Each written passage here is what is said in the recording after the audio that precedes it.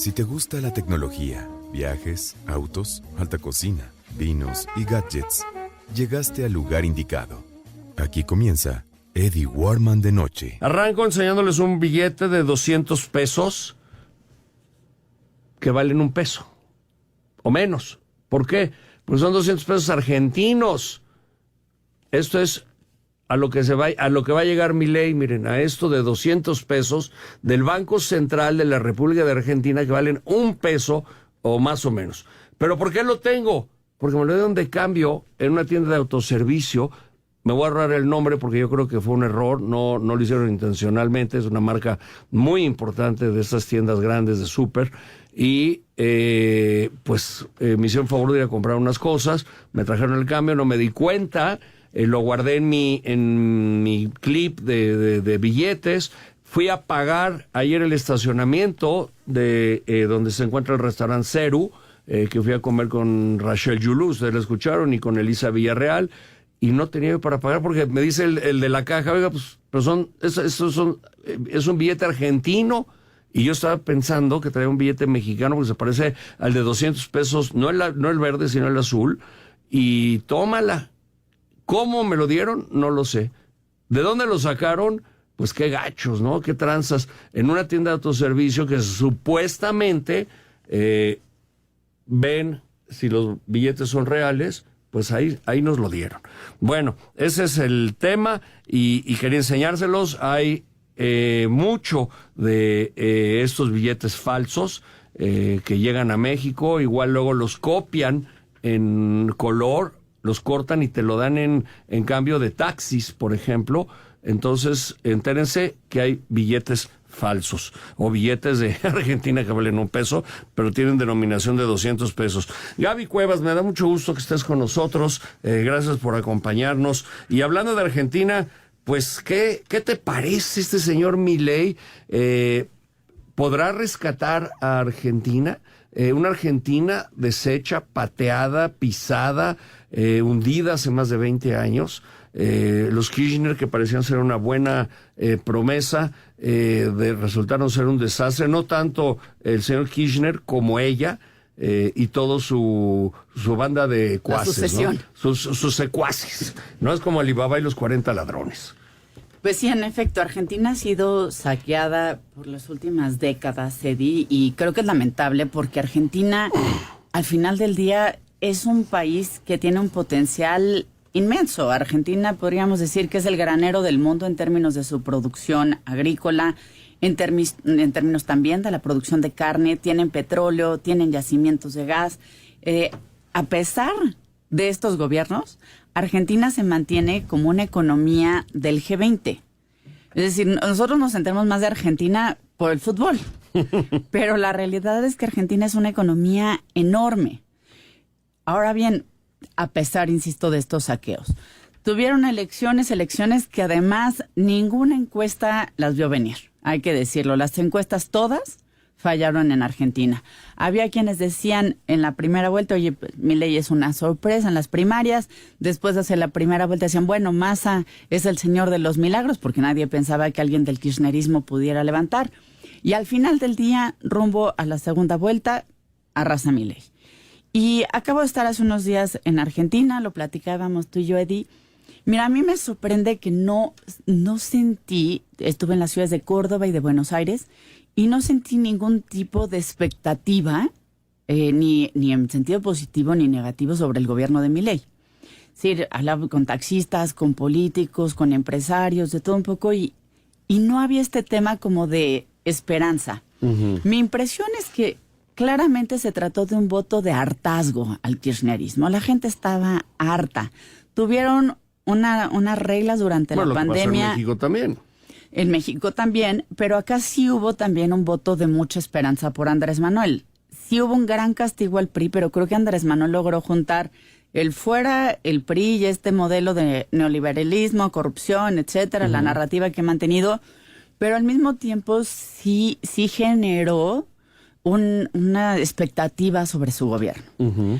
Eso no lo vi en Argentina. Al hora de platicar, te digo, en el taxi, en el parque, al ir a correr, la gente no está en el qué esperar de Milei. Es más, gente más politizada, pudiéramos decir, decía, a ver, en Argentina existe un estado de bienestar muy importante. En Argentina nadie, por más que tuviera cáncer, se va a morir porque no tiene acceso a medicamentos. Existe un estado que protege en muchos aspectos. Hay seguro de desempleo, hay muchas esferas en las que el Estado está presente en la vida de la gente. Subsidios al transporte, etcétera, etcétera. ¿Qué pasa si esto se lleva a un gobierno, digamos, ultraliberal? O dijéramos, en este caso, hay quienes dicen que Milei entraría como en una especie de anarcocapitalismo. ¿Qué pasaría si de la noche a la mañana se destruye ese estado de bienestar? Hay muchas preguntas en el aire. Yo no creo que todos los argentinos que votaron por Milei estén conscientes de esto. Y tan no fue un movimiento por Milei como tal, que no tiene gobiernos provinciales y tiene microbancadas en el Senado y en la Cámara de Diputados. Claro, pero ¿por qué habría Milei de cancelar el servicio de salud pública? ¿Por qué cancelaría el apoyo a la educación? ¿Por qué el subsidio al transporte cuando la economía ha estado tan jodida los últimos 20 años que los ricos son muy ricos? Así ¿no? es. Pero la gente de a calle, de a pie, pues la sufren cada día. Así es. Y han sufrido estas tremendas devaluaciones, el encarecimiento de los productos, incluyendo alimentos, etcétera. Pero lo que Milei ha prometido es una especie de estado mínimo, un liberalismo a ultranza. Prometió desaparecer un montón de ministerios del gobierno, el Banco Central, dolarizar la economía.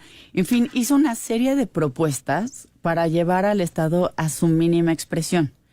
Y parte de lo que al menos se entiende de su discurso es que en lugar de que el Estado gaste en salud o gaste en educación, se harían transferencias directas a las familias para que cada familia pague la educación o pague la salud.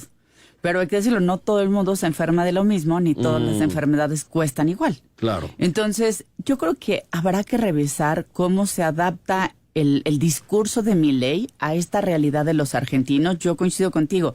Es difícil pensar que un estado de bienestar de esta magnitud desapareciera de la noche a la mañana.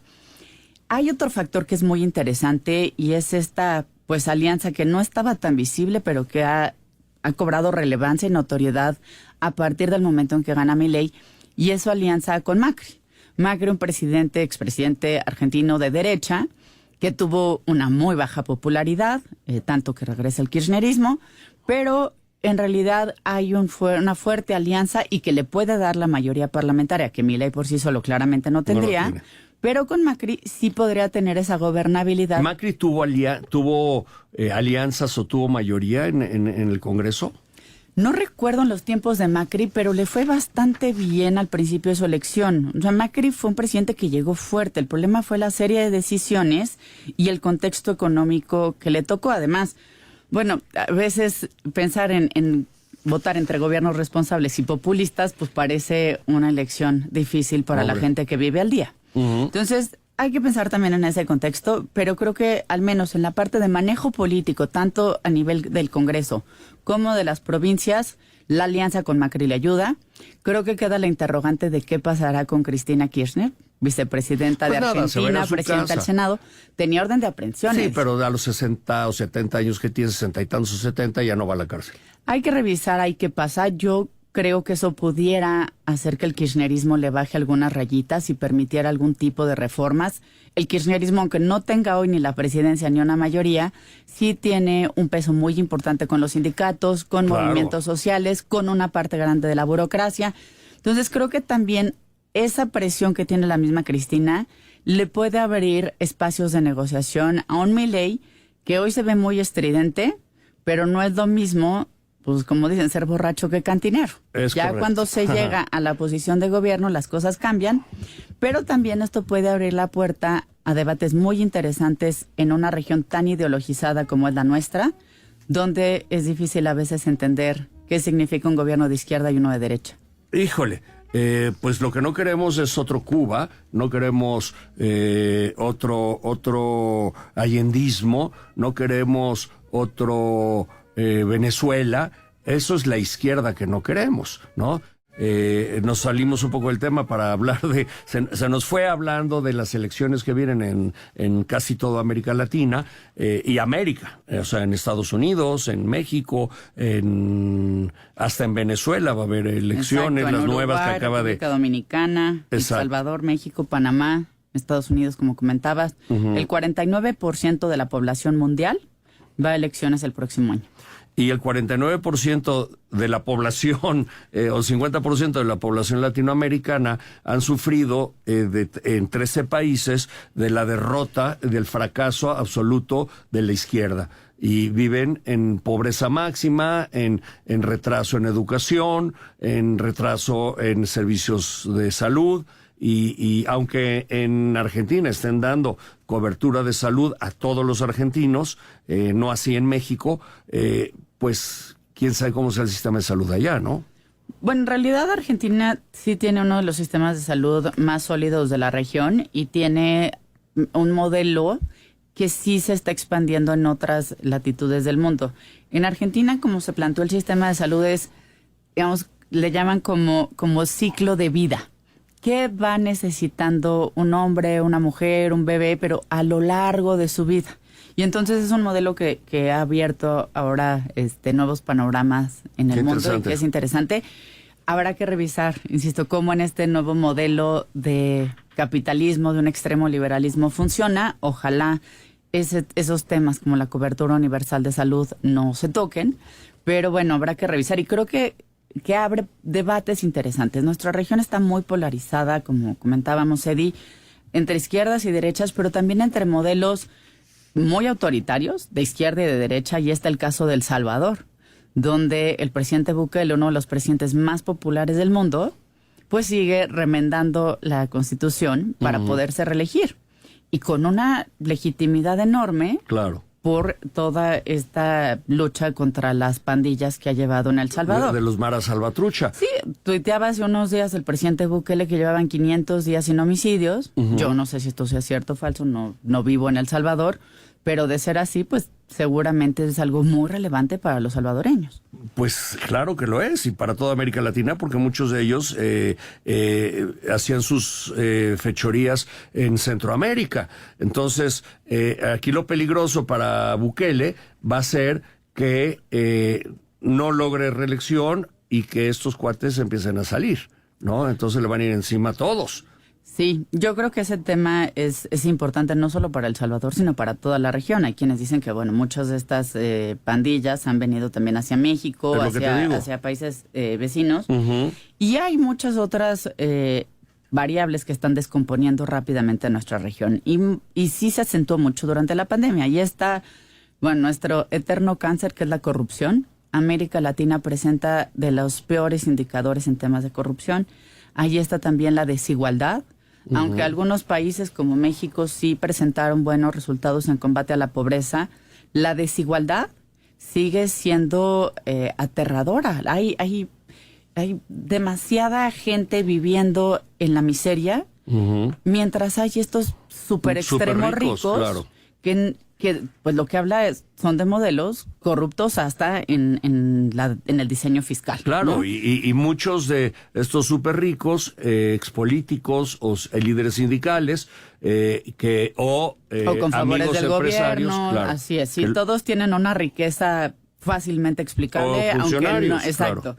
Entonces es tristísimo ver eso en la región cuando al mismo tiempo tenemos un gran potencial. Al mismo tiempo está sucediendo todo este tema del nearshoring que pudiera potenciar el desarrollo industrial en América Latina. Tenemos materias primas, tenemos gran talento humano en toda la región. Pudieran armarse aquí cadenas productivas, mejorar todos nuestros esquemas de telecomunicaciones. En fin, América Latina pudiera ser una de las regiones con mayor crecimiento y dinamismo si no tuviéramos este cáncer de la corrupción y la gravísima desigualdad. Ojalá que el próximo año con tantos procesos electorales cambiemos. Algo que prometió acabar el presidente López Obrador, por lo que ha luchado, supuestamente ha luchado a lo largo de estos 5 años, a acabar con la corrupción. Es tan grande el barco de la corrupción es tan grande el hoyo del barco de la corrupción que el barco se está hundiendo solo al zarpar. Lo mismo le pasó a Calderón, ¿no?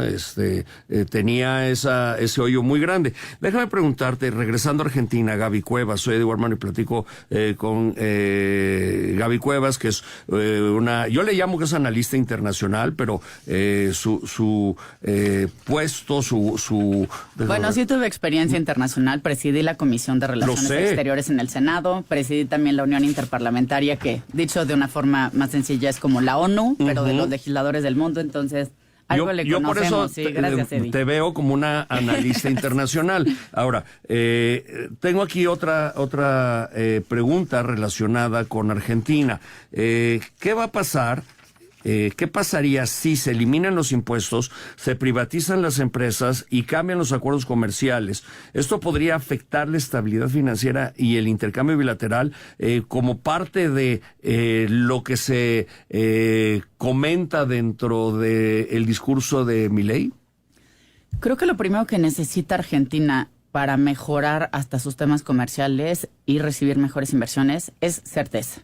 Mire, y cuando uno llega a Argentina se encuentra con que hay como 7 u 8 tipos de cambio para el mismo dólar. O sea, no digo que para diferente moneda. Exacto. Esos 200 pesos argentinos que tú nos mostrabas pueden tener muy distintas implicaciones. Es decir, el tipo de cambio oficial hace 2 semanas estaba en 350 pesos argentinos por dólar. Pero en el mercado negro, o el que le llaman también el dólar blue, el que puede estar, por ejemplo, cuando firmas con tu tarjeta de crédito de otro país, llega a estar entre 950 y 1050.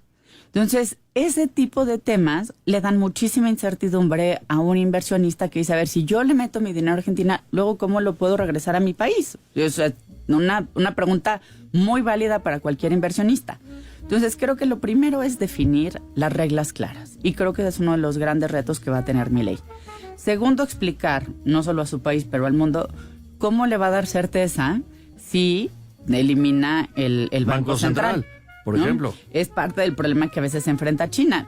Si no hay una cierta autonomía, ¿quién va a definir la política monetaria? Y entonces, ¿cómo se le da certeza a los demás sobre el dinero que le metan a ese país? Hablando con Gaby Cuevas, analista política, analista internacional, consultora independiente de proyectos de inversión y de impacto, muy familiarizada con el tema de sustentabilidad y de economía.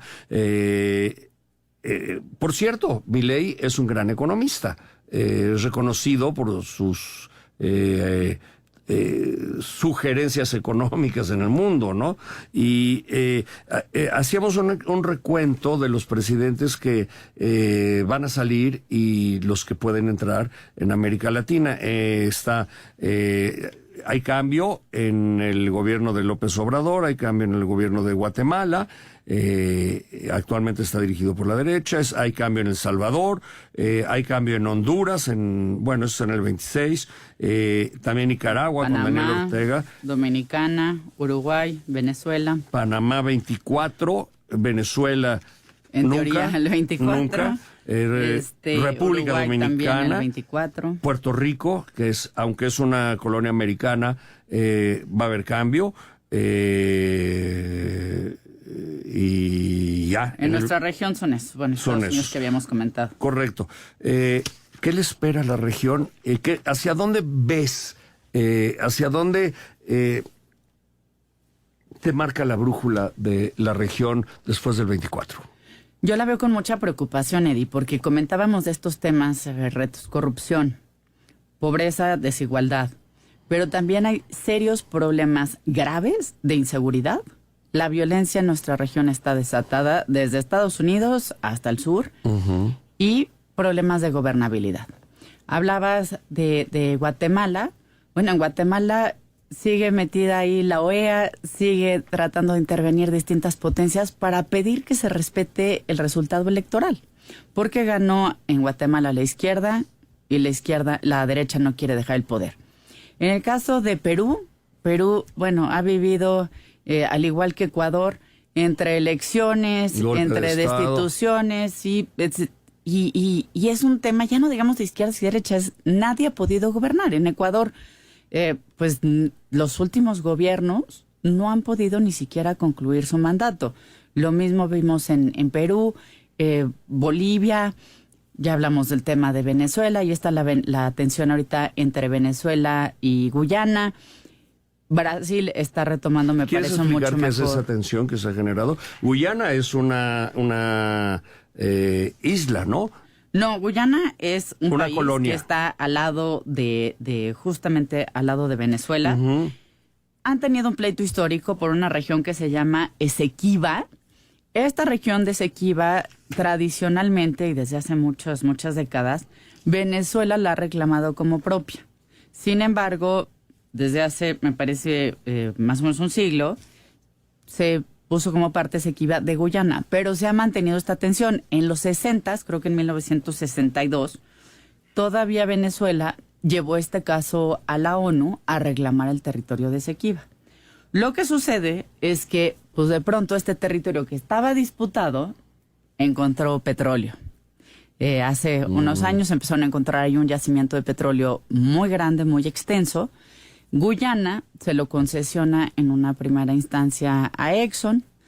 Empieza a crecer las ganancias no solo de Exxon, sino del país. El PIB per cápita crece 20 veces en Guyana.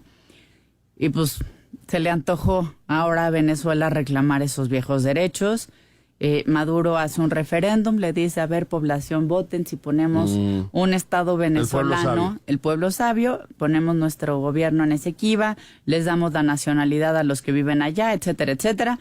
El 95% de las personas en este referéndum votan a favor de todas las preguntas que se les plantearon. Y por el otro lado, Guyana hace un llamado a la Corte Internacional de Justicia para pedirles pues que intervengan en esto. La realidad es que Esequiba es una zona que, como te digo, tiene petróleo, tiene oro, tiene diamantes, tiene minerales. Y pues que sí, digamos, en lenguaje coloquial, hace que todos los vecinos se laman los bigotes. ¿Y qué crees? Se la va a adjudicar, aunque la Corte Internacional diga que no. Oye, pues muchas gracias, Gaby. ¿Dónde te leemos? ¿Dónde te seguimos? Escribo en El Universal, en Expansión Política y en El Economista. Y en eddiewarman.tv. En Eddie Warman, que me hace el gran favor de subir mis artículos y además de difundirlos. Muchas gracias, Eddie. Y bueno, mis redes sociales, casi todo, digamos, a la que más le pongo atención es a Instagram, es @GabyCuevasB, B grande. Mi Twitter, @GabyCuevas, o en Facebook. Muy bien, pues muchas gracias, Al Gaby. revés, muchas gracias a ti, a tu editor. No te vayas, quédate aquí, hay cambio de asientos. ¿Se pueden nada más invertir los asientos, por favor? Voy ahora con Raúl López Barrera. Él, además de ser socio y uno de los altos directores de Sanirred, estos baños que hemos visto en el autódromo, en la Fórmula 1, en los conciertos, en las obras públicas, en todas partes, es... además, un ingeniero dedicado, enfocado, que analiza cómo reciclar agua, cómo darle la vuelta al agua, principalmente en Cancún y en la Ciudad de México. Me da mucho gusto, Raúl, que estés hoy con nosotros. Gracias por tu tiempo. Hombre, muchas gracias por invitarme, Eddie. Aquí estamos a tus órdenes para ti, para todo tu público, y ojalá podamos platicar algo que es de suma importancia desde mi punto de vista. Reciclar agua. ¿Por dónde vas a empezar? Pues mira, te escuchaba ahorita platicando con Gaby, y muy interesante todo lo que platican de Argentina y de la economía y la política, pero no tocaron el tema del agua. Y el tema del agua es un tema importantísimo a nivel internacional, porque se dice que las próximas guerras van a ser por el agua. Es correcto. Entonces, yo escucho debatir a todos nuestros políticos, ¿no?, de muchos temas, diferentes temas que seguramente son muy importantes, pero escuchas poco del agua. Este país, México, está sufriendo de una falta de agua de forma impresionante. La Ciudad de México le queda muy poca agua. Tenemos, escuchaba el otro día que si 6 meses, 7 meses, debido a la falta de las lluvias.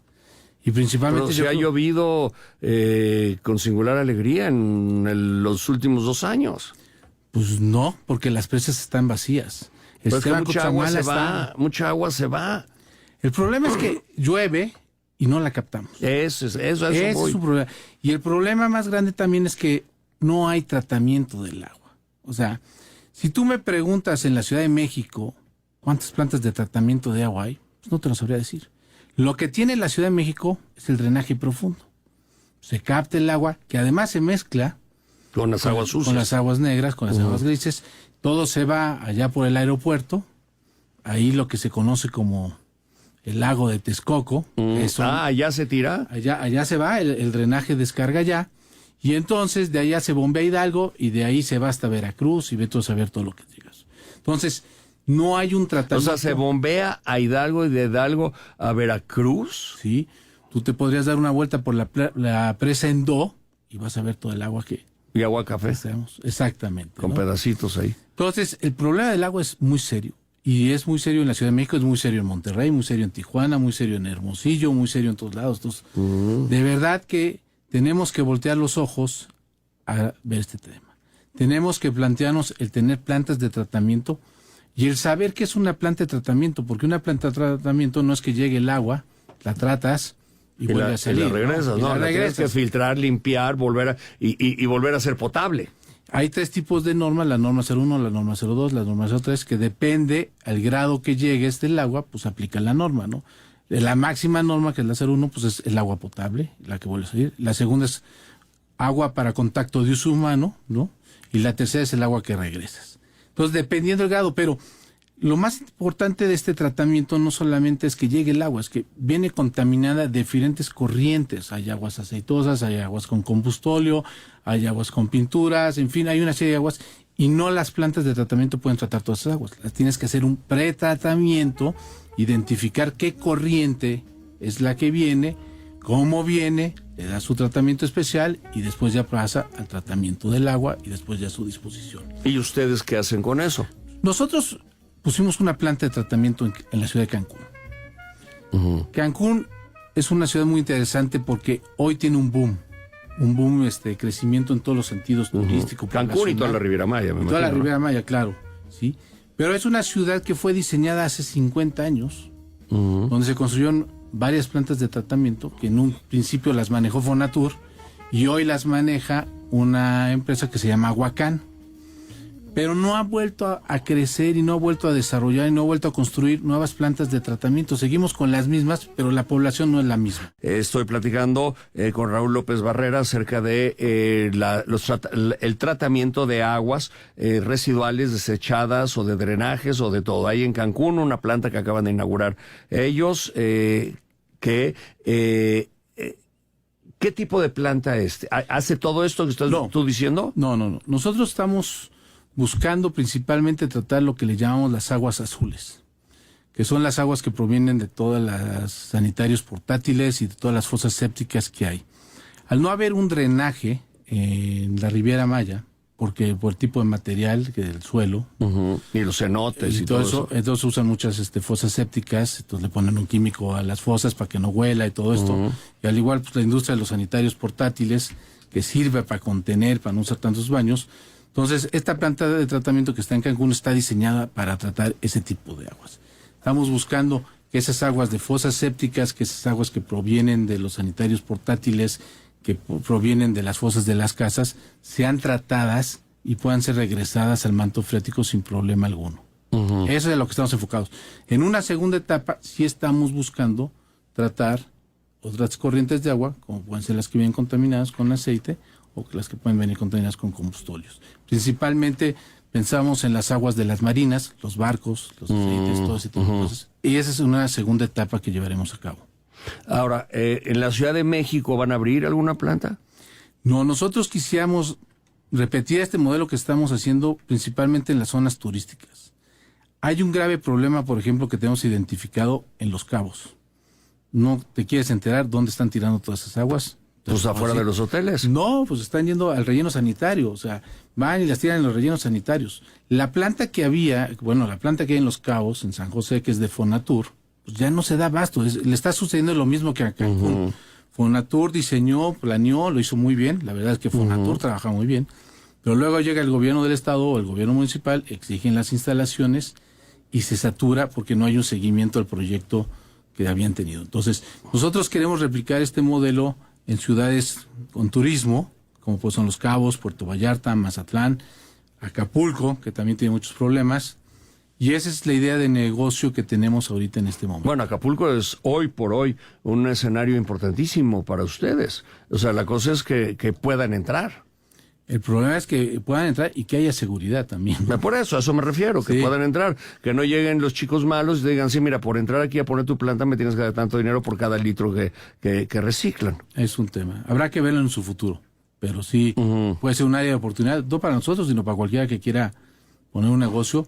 Las plantas de tratamiento pueden ser buenos negocios. Ahora, en México, ¿qué se puede hacer? Que no, porque hay que cambiar toda para la recolección de agua, hay que cambiar todo. ¿Te refieres a la Ciudad de México? Sí, a la Ciudad de México. La Ciudad de México tiene el gran beneficio, te decía, de drenaje profundo. Pero ¿qué hay que hacer? Que en todas estas zonas, en todos estos nuevos desarrollos, hay que exigirles que pongan sus plantas de tratamiento.